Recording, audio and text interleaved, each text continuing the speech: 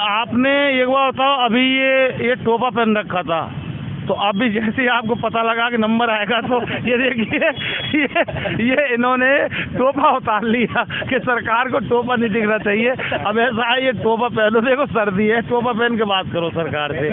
अरे टोपा पहनो, सरकार भी खूब टोपा पहनती है। देखो ये बड़ी अरे आप पहनो सही गुरुजी, जब भी बात करेंगे हम आप। ये देखो हम पत्रकार हैं, बहुत बारीकी से हम नज़र रखते हैं हर चीज़ पर। ये खैर वो कोई बात नहीं है। वाकई ये जो हंसी थी ये ऊपर की हंसी थी, लेकिन दिल बहुत रो रहा है आपका। दिल हमारा रो रहा इसलिए है कि हम 16 दिन से धरने पर बैठे हुए हैं, घर बाहर छोड़ के यहाँ आए हुए हैं। और 2016 और 2018 के अनुसार विज्ञप्ति में जो अतिरिक्त सब्जेक्ट के अनुसार जो इन्होंने शिक्षा नीति के अनुसार इसको घोषित किया है, इसके माध्यम से हमने अतिरिक्त एडिशनल डिग्री प्राप्त की।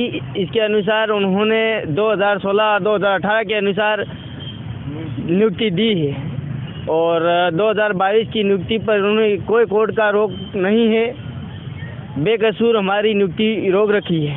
मैं सरकार से निवेदन करना चाहता हूं कि हमारे को जल्दी से जल्दी नियुक्ति दे।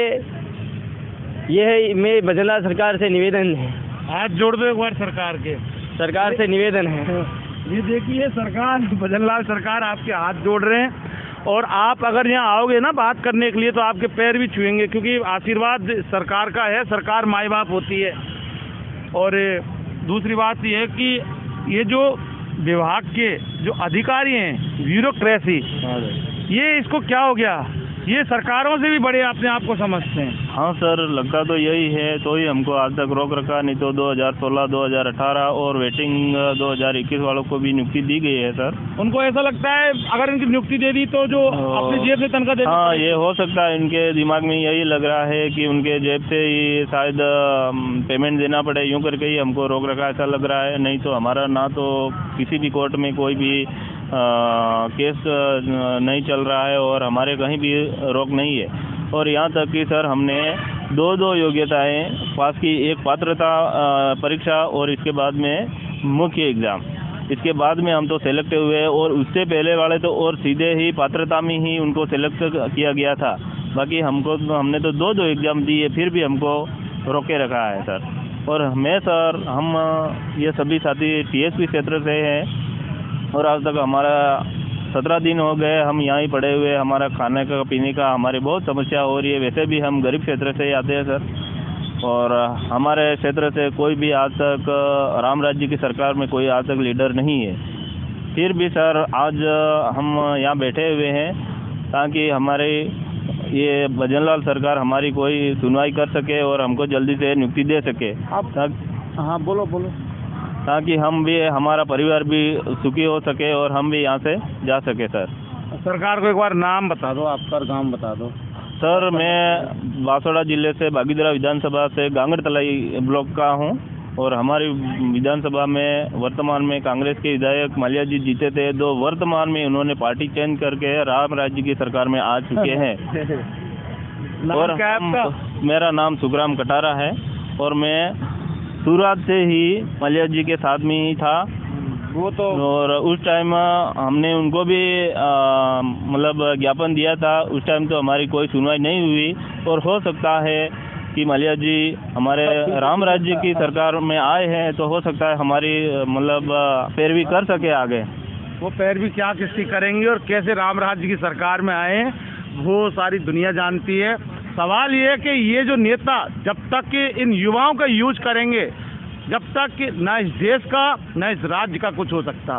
ये सिर्फ जब चुनाव होते हैं तो इन युवाओं को आगे कर देते हैं। हमारा नेता कैसा हो, फलान ढिमका जैसा हो, उसके बाद जो भी परेशानी होती हैं, झगड़े भंडे फसाद होते हैं, उसमें अगर नुकसान होता है तो इन बेरोजगारों को होता है, इन युवाओं को होता है। लेकिन ये इस आस में उस नेता के प्रचार चुनाव में पूरी तरह से घरबार को छोड़कर इसलिए लगते हैं कि कहीं ना कहीं होकर हमारा नेता बन गया तो हमारा भविष्य उज्जवल कर देगा। लेकिन ये बेचारे भोले भाले लोग हैं। ये लोकतंत्र में इन युवाओं के साथ इनको ऐसे ही चला जाता है। एक मसीहा और हैं वो किरोड़ी लाल जी, तो वो बहुत बड़े मसीहा थे। हाँ, आप कैसे चुप बैठे हो भाई साहब? सबसे पहले आपके चैनल को नमस्ते सर।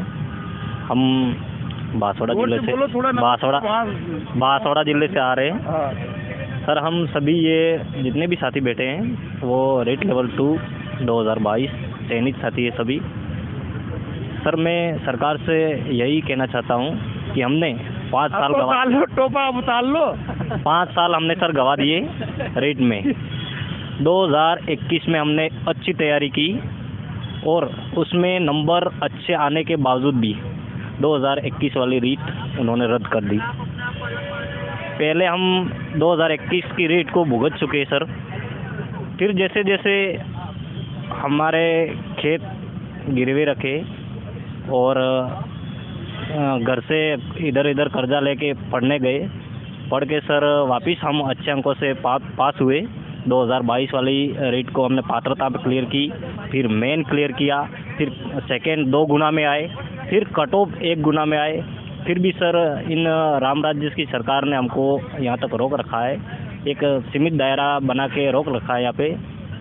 मैं भजनलाल जी सरकार से यही अनुरोध करता हूँ कि ये सभी साथी अच्छे अंकों से उत्तीर्ण हैं और पूरे हमारे टीएसपी के साथी जो भी है वो भी आर्थिक दृष्टि से एकदम पिछड़े हुए हैं सर। हम भजनलाल जी सरकार से यही अनुरोध करते हैं कि अगर 7 दिन में हमारे नियुक्ति का कोई भी मामला सामने आया तो ठीक है, अगर नहीं आया तो हम अनशन आमरण पे बैठने वाले हैं सर। ये देखिए भजनलाल सरकार इनको नियुक्ति दे दो, ये वाकई बहुत परेशान है। और एक बात तो अब मेरे भी समझ में आया कि ये तो बढ़िया किया, जो मैं बहुत ज़्यादा पढ़ा लिखा नहीं हूँ इसलिए मैंने तो ये माइक पकड़ लिया, लेकिन पढ़े लिखे है ना, अगर मैं इनकी तरह पढ़ लिखा होता तो फिर मैं यहाँ इनकी तरह बैठा रहता और भविष्य का कोई पता नहीं था।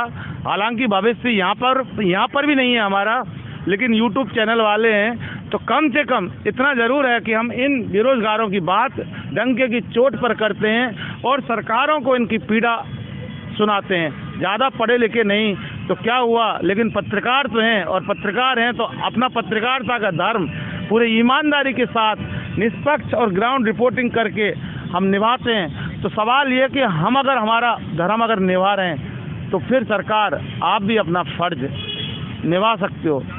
ऐसी कोई रुकावट और ऐसी कोई आपको नहीं रोक रहा जिससे कि आपको अपना फर्ज इन बेरोजगारों के साथ निभाने में अटकलें आ रही हों।